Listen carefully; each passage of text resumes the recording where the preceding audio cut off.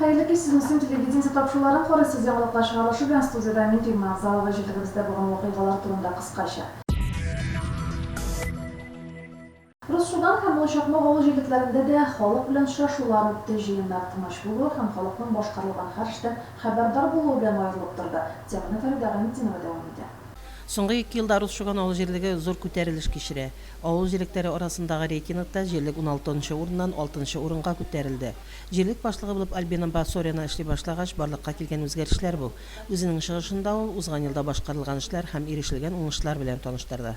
В 2019 году самозанятыми гражданами были выполнены следующие работы: ограждение кладбища, ограждение бесхозных домов, ремонт музея, зимнее и летнее содержание дорог, установка шлагбаумов. На территории поселения функционирует школа, детский сад, дом культуры, сельская библиотека, почта, 2 ФАПа, церковь. Rusçugan төп гомуми билим бирү мәктәбе директоры Фирдәүс Фәрхетдинов билим һәм тәрбия бирү юнәлешендә башкарылган эшләр белән таныштырды. Rusçuganda һәр вакыт шау-шулы, күп сораулар белән узатырган җыеннар инде онытылып бара. Халыкның җирлек башлыгыннан канәгать булу нәтиҗәсе бу. Многое что сделалось, и в будущем уже какие-то там проекты, наметки, еще много хотим что сделать. Помогает глава и школе, и сельскому дому культуры. Ну, старается всем помогать, чтобы... То есть у нас такая сплоченная работа, вот. И я считаю, что если бы вот мы вот все вот так вот не работали сплоченно, то у нас бы ничего не получилось бы. Олышакмак авыл җирлегендә узган сессияда да район башлыгы үзе катнашты. Җирлек рейтинг нәтиҗәләре буенча узган елга 4-нче орыннан 2-нче орынга күтәрелгән.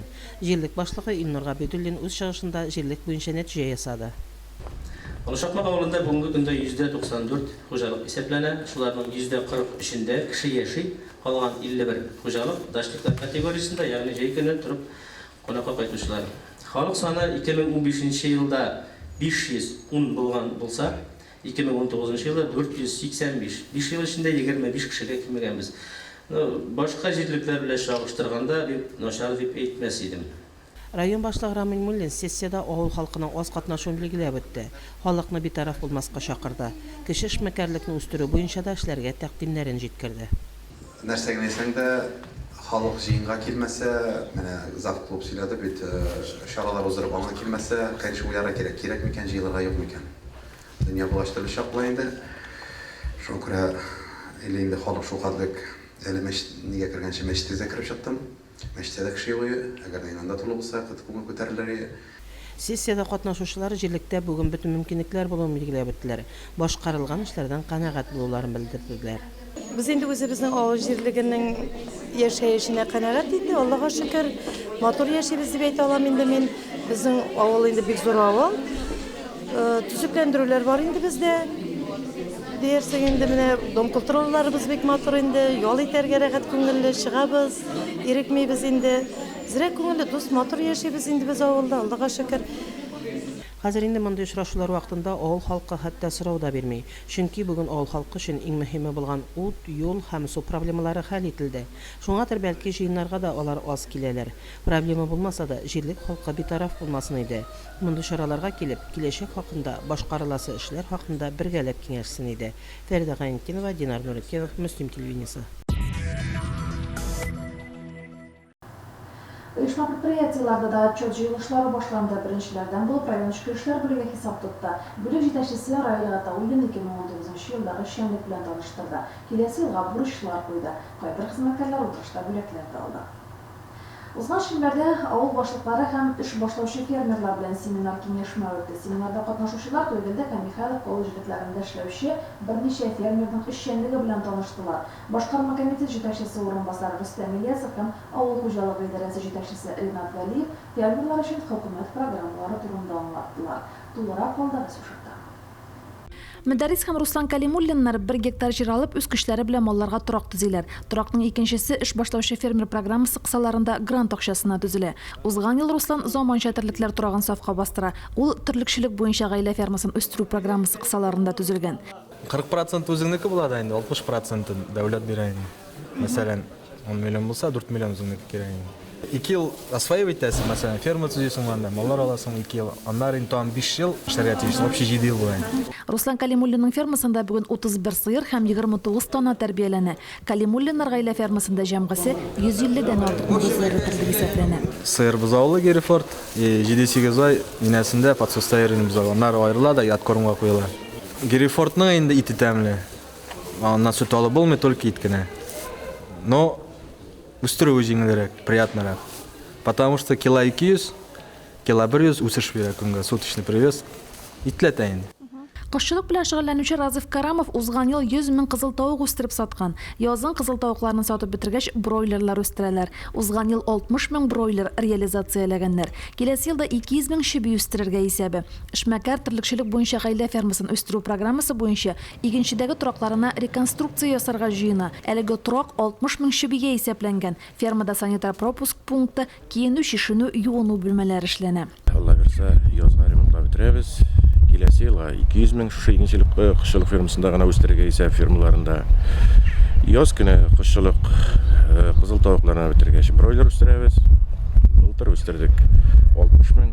Лениза Сиддыкова кошчылык өлкәсендә 10 еллап эшли, хөкүмәт ярдәмен ул кеше комбикорм заводы төзү өчен файдаланган. 18 мең йомырка тавыгы утыртып чыгарганнар. Кошлар өчен азыкны төрле катнашмалар белән баетып әзерлиләр. Михайловкадан Рафаэль Гыймаев та кошчылык белән шөгыльләнергә җыена. Читлек системасында 300 мең бройлер үстерергә исәбе. Эшмәкәр елына кимендә 3 мең тонна ит җитештерергә планлаштыра. Колбаса цехы төзергә дә нияте бар. Сперва будем суточных покупать уши, а в дальнейшем хотим сами выводить и до конца подращивать. Цикл будет у нас в районе 40 дней. После на 40-й, 38-й, 39-й дней будет у нас забой. Там будет у нас забойная линия. И мы хотим продавать уже непосредственно мясо птицы. Җаваплы служба җитәкчеләре фермерлар өчен хөкүмәт программалары турында аңлаттылар. Алда телгә алынган программалардан тыш милли проект кысаларында эшләүче агростартап программасы да бар икән. Әлеге программадан эш башлаучы фермерлар һәм шәхси хуҗалыклар файдалана ала. Программа мөгезләре төрле асраучыларга 5 миллион, башка юнәлешләрдә эшләүчеләргә 3 миллион сумга кадәр ярдәм вәгъдә итә. Күпләп кошкорт асраучыларга, мал тотучыларга хөкүмәтебез субсидиялар да бирә. Субсидия алу өчен ихатадагы җирнең үзеңнеке булуы кирәк. Римма Авзалова, Динар Нуретдинов, Мөслим телевидениесе. Халыкны гомер узунлыгын арттыру, медицина хезмәте күрсәтүнең сыйфатын яхшырту максатында яңа программалар һәм проектлар кабул ителә. Бердәм Россия партиясының мобиль поликлиника проекты шуларның берсе. Ул үзәктән ерак авылларда яшәүчеләргә медицина каравы һәм диспансерлаштыру үткәрүне күздә тота. Узган ел ахырында әлеге хезмәттән районыбызның Иске Карамал төбәгендә яшәүчеләр файдаланган иде. 14 январь көнне мобиль поликлиника кабат безнең районга килде. Аның эше белән безнең иҗат төркеме дә танышып кайтты. Табиблар килүнең беренче көннәре булуга карамастан эш яхшы оештырылган. Тотбүләр авылы фельдшеры Роза Әмирова координатор ролендә. Кабул итүнең килү баруын тәэмин итә ул. Исәнсев авыл җирлегенә керүче авылларның барысыннан да фельдшерлар ярдәмгә килгән. Табибларга күренүчеләр квалификацияле белгечләрнең кабул итүеннән канәгать. Мобильный поликлиника ачу, конечно, кирәк, потому что бөтен халык монда поликлиника йөри алмый. Олы кешеләр, апалар, абыйлар, монда килгәндә алар монда бөтен специалистлар була килеп монда күренәләр. Бик күп кенә арулар определяция итә. Бик әйбәт оештырганнар. Авыл халкы шәһәргә барып күренә алмый. Без бик канәгать. Кардиологка кердек менә, бик әйбәтләп карады, электрокардиограммалар ясады, бик матур итеп карап җибәрде. Без канәгать. Йөрәк кан тамырлары авырулары булганнар Тотбүләр фельдшер-акушерлык пунктында кабул итүче кардиологка мөрәҗәгать итә. Табибка күренгәнче пациентның электрокардиограммасын яздыралар, кан басымын үлчиләр. Условия есть. Мы делаем перед приемом ЭКГ, замеряем давление, и потом уже пациент заходит на прием и осматриваю пациента. Конечно, вот сегодня я вижу, что часть пациентов идут не совсем по моему профилю. Есть пациенты с бронхиальной астмой, с бронхитами, с язвенными болезнями. Здесь, конечно, нужен не кардиолог, другие специалисты нужны. Правительство программы, шуның буенча киләбез, карыйбыз. Кешеләр киләләр, авыл кешеләре үзләренең өмет белән киләләр врачка күренергә. Алай начар организована дип әйтмәс идек. Кешеләр киләләр, тәртипле генә узалар. урыннар бар, кушетка бар, карага стель бар, карыйбыз. Идет нормально. Вроде бы канәгать. Врачлар да, бернеләр дә. Мобиль поликлиника Тотбүләр авылында 2 атна эшләячәк. Якын тирә авылларда яшәүчеләр дә табибларга мөрәҗәгать итә ала. Алдан кайсы көнне нинди табиблар кабул итәчәген белешеп барырга кирәк. Әлфинур Нугманова, Динар Нуртдинов, Мөслим телевидениесе.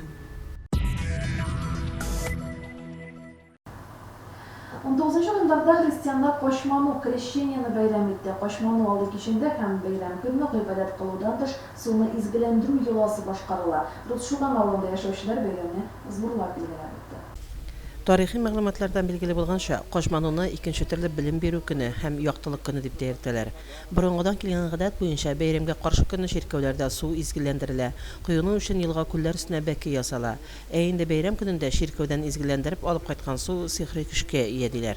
Поздравляю всех с этим светлым праздником. Хранить традиции православные обязательно.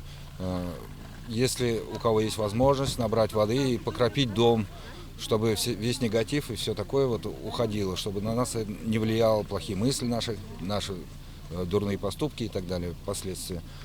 Русшуганлар моңа кадәр авыл янында урнашкан Шумбут күлендә су кыйна иде. Быел да әлеге күлдә бәке ясалган. Әмма көннәр җылы тору сәбәпле быел күл янындагы шишмә буена цистерна урнаштырып, анда су куюны мөмкинлеге тудырганнар. Бәкедәге һәм савытлардагы су изгеләштерелгәннән соң күпләр бит кулларын юып, теләк дугаларын укыды. Самое сложное это зайти в воду, а там уже легко. Еще было необычно то, что на новом месте сегодня, там по-другому уже. Вот так мне очень понравилось. Хочу поздравить всех православных христиан с этим великим праздником. Это один из самых светлых, святых праздников в нашем православном христианстве. Как Рождество, как Пасха. Мы возлагаем большие надежды на священскую, крещенскую воду, что принесет она нам добро в каждый день, что люди избавятся от всех недугов и болезней, чего я вам искренне желаю. Шара узган урында полиция, ашыгыш ярдәм бүлеге вәкилләре, гадәттән тыш хәлләрне кисәтү хезмәткәрләре кизеп торды. Кайсы гына милләт вәкиле булмасын, алар өчен су һәрвакыт чисталык, паклык билгесе булып санала. Ну надо же верить, верят, что именно эта святая вода помогает во всех болезнях. И, естественно, весь негатив этой водой окропляют уж вот дома, освещают, сараи освещают, скотине дают поить. Естественно, все дома пьют. И, допустим, взяли 3-литровую банку на целый год, можно его как бы разбавлять, это опять будет святая вода. Изге көннәрдә генә түгел, ел дәвамында җирлегебездә бары тик яхшылык, матур гамәлләр, дуслык һәм татулык яшәсен. Фәридә Ганитдинова, Динар Нуртдинов, Мөслим телевидениесе.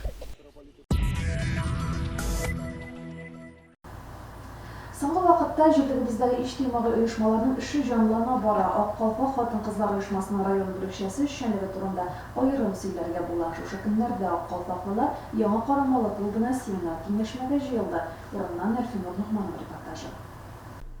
Районның иң ерак төбәгенә урнашкан Яңа Карамалы авылы ул көнне бик күп кунаклар кабул итте. Күренеп тора, чарага ныклап әзерләнгәннәр. Балалардан алып өлкәннәргә кадәр буыннар чылбырының өзелмәвен, традицияларның дәвам итүен кайгырта. Рухи мирасны саклау юнәлешендә дә активлык күрсәтә алар. Чарада гаилә традицияларының матур үрнәген чагылдыручы килен каенана мөнәсәбәте дә калку итеп күрсәтелде. Төп йортта калып, әти-әниләре белән тату гомер кичерүче гаиләләр күп икән авылда. Чыннан да Яңа Карамалы авылының сокланырлык һәм күрсәтерлек шәхесләре дә һәм эшләре дә бихисап. Кайсы гына тармакны алсаң да, кайсы гына өйгә карасаң да, урамнары да түзек һәм гомумән халкы да бердәм. Һәрбер эшне күмәкләшеп, матур итеп эшлиләр. Яшь киленнәр дә тарсынып та тормыйлар, биянай белән дә матур итеп яшиләр. Татар гаиләсендә, татар хатын кызына хас булган матур сыйфатларны бу җирлектә чыннан да күрергә мөмкин. Яңа Карамалының кызлары да, киленнәре дә берсеннән-бер суынган булып чыкты. Газета кагазыннан ваза уручылар да, фамираннан чәчәк ясаучылар да бар. Атлас тосмалардан ясалган модульле оригамилары да искиткеч. Ашсу осталарына да бай авыл. Чәкчәк, бауырсак кебек ризыклар белән бергә бәйрәм табынына тортка кадәр әзерлиләр. Уста кондитерларныкыннан бер дә ким түгел. Мастер-класслар белән үрелеп барган бой иштәлекле тәрбияви чараны оештыруда Миләүшә Гәрәева һәм Филиза Фаррухшина башлап йөргән. Гомумән бу авылның халкы, әгәр дә киңәш сорап дисәң дә ярдәмгә һәр вакытта да булыша. Менә шушыны күтәреп алып күзләре алып барган. Бу көнгә бәйрәмне үткәрү оештырып бик уңай булды, бик җайлы булды, бик җиңелдәшик, мөнәсәбәтле кешеләр, тырыш кешеләр, бер-берсенә ярдәм итүче кешеләр бик күп. Районның бөтен талантлы кешеләре яңа Карамалда икән дигән фикердә калдым. Бик күп яңалыклар өйрәндек, кур эшләренең яңа төрләрен өйрәндек. Оныкларыбызга өйрәтер өчен дәртләнеп, иҗади уңышларга ирешергә дигән максат белән кайтып китәбез. Киләчәктә дә шушындый матур очрашулар бу җирлектә тагы кабатлансын дигән теләктә калам. Яңа Карамалының Кояшкай театры артистлары районда барган балалар театрлары конкурсында беренче дүртлеккә кергәненә. Адилә Низамова әнисе яклап нәсел шәҗәрәсен төзегән.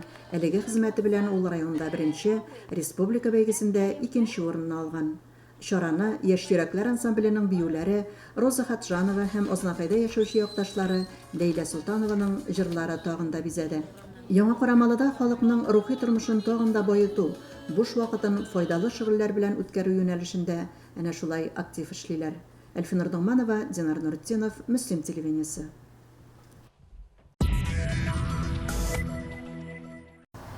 2020 ел Россиядә хәтер һәм дан елы дип игълан ителде. Татарстанда Тасса төзелүнең 100 еллыгы елы булачак. Тарихны өйрәнеп, аны киләчәк буынга тапшыру һәрберебезнең бурычы. Шулан калганда узган чара шуны ассызыклады. Чарада бүгенге яшьләргә мәктәп укучыларына гапкади тракторчы, сыер савучы, шофер, эретеп ябыштыручы, мал табибы, механик кебек һөнәрләрнең дә бик табруйлы, мактаулы һәм кирәкле булуы хакында сөйләделәр. Вакыйгалар моннан нәкъ менә 40 ел элек булган чордан башланды. Иң элек залга 1979 елда Шуганка совхозына яхшы хезмәт нәтиҗәләренә ирешкән өчен бирелгән һәм 3 ел дәвамында совхозда сакланган кызыл байракны алып керделәр. Гомуми җыелышны совхозның экономисты Ришат Шагалиев алып барды. Кичә инде элеккеге елларда ничек эшләгәннәр искә төшерү инде безнең максатыбыз һәм хәзерге бүгенге көндәге яшьләрне шушы авыл территориясендә җирлегендә эшкә калдыру максатыннан оештырылган иде бу. Соңга күрә инде менә без инде бу максатка ирештек дип уйлыйм инде бүгенге кичә белән. Җыелышның икенчелешендә совхозның алдынгылары хөрмәтләнде. Концертны совхозның алдынгы мал табибы Җәмилә Вәлишина моңлы җыры белән ашып җибәрде. Аннан соң сәхнәгә совхозның алдынгы машина йөртүчесе Фәхрулла Навшиев күтәрелде. Солдат хезмәтен тәмамлагач, авылга кайттым. Салмандар районы Петровский совхозында ел штаб-җәсем машинасында эшләдем. 3 айдан Шуганкада Откоров совхоз төзелгән. Директор Исмагилов Нурмөхәмәтов иде. Һәм мин шушы совхозга кайтып, колхоз машинасына урнаштым. Сәхнәгә менгән Фәния Памуллаянова да гомере буе терлекчелектә хезмәт куйган, почет билгесе ордены белән бүләкләнгән. Авыр булса да, эшнең бер дә авыр дип зарланмадым. Эшемне яратып эшләдем, алган йөкләмәләремне үтәдем. Тагын әйтим инде. Менә түшемдәге шушы ниләр күрсәтеп тора инде, ни эшләгәннәремне. Екатерина Леонованың чыгышлары да тамашачыларның күңеленә бик хуш килде. Күпләрнең күз яшьләрен чыгарырга мәҗбүр итте. Шамил Шакиров һәм Раиф Зиннатуллиннар исә совхозның иң көчле һәм алдынгы трактористлары булганнар. Закария Навшиев гомере буе терлекчелектә хезмәт куйган. Бодоллар көтәргә куштылар. Ул вакытта моның хәтлегенә малайлар да. Моннан киттем, эшли илдә ничәнче елның 6нчы елны тракторга укырга бардым. Тракторга укыдым дагы. Тракторга утыргачтан Гыймә мәрхүм белән икебезне бер трактор алган, бер трактор кайтты, мен помощник булып бардым инде балачага килешлегә сыман. Чарада Намус һәм Август Мөслим җәмгыяте вәкилләре Шуганка авылында туып үскән егетләр дә катнашты. Динар Нәҗипов һәм Айзат Шайгалиев чарада катнашучы авыл яшьләрен һәм югары сыйныф укучыларын үзләренә эшкә чакырып чыгыш ясадылар. Сәхнәгә күтәрелгән мәгариф ветераннары Мәйсәрә Шәйхетдинова һәм Алсу Вәлишиналар мәктәптә эшләүче чырларын искә алдылар. Күбрәк шакмакташларым инде иң беренче 90 санда башладым эшне. Җәмилә Шаймөхәмәтова, Шәймиева җитәкчелегендә һәм шунда бик күп кенә иң беренче шунда эшкә өйрәндем. Әйе, бүген яшьләребезгә үрнәк алырлык истәлекләр, тарихи ядкәрләребез бик күп. Тарих кабатлана диләр бит. Бүгенге һәм киләчәк буыныбызда әти-әниләребез, әби-бабаларыбыз калдырган матур эшләрне, горурланырлык хезмәтләрне кабатласыннар иде. Фәридә Гантинова, Динар Нуретдинов, Мөслим телевидениесе. Районыбызда өлкән яшьтәгеләр өчен чаралар күп оештырыла. Бу атнада пенсия яшендәгеләр өчен шахмат һәм шашка буенча ярышлар үткәрелде. Теманы Нурия Низамова дәвам итә.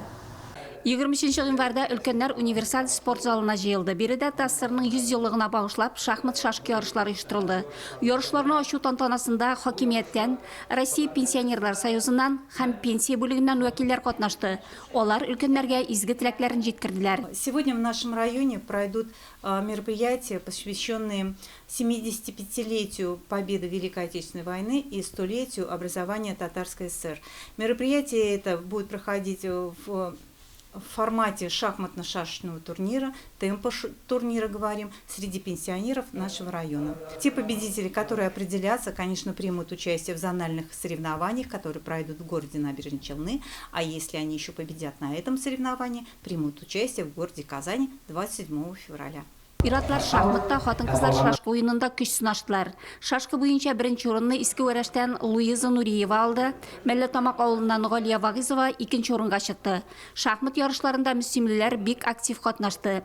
Бәйгедә Тимиргали Сәфетдияровка тиңнәр булмады. Валерий Дәүләтбердин икенче, Наил Хамматуллин өченче урында. Бүгенге ярышта да уннан артык өлкән яшьтәге ир кешеләр шахмат буенча ярыша һәм шашка турниры өстәлләр артында хатын-кызлар шулай ярышларын башлап ибәрделәр.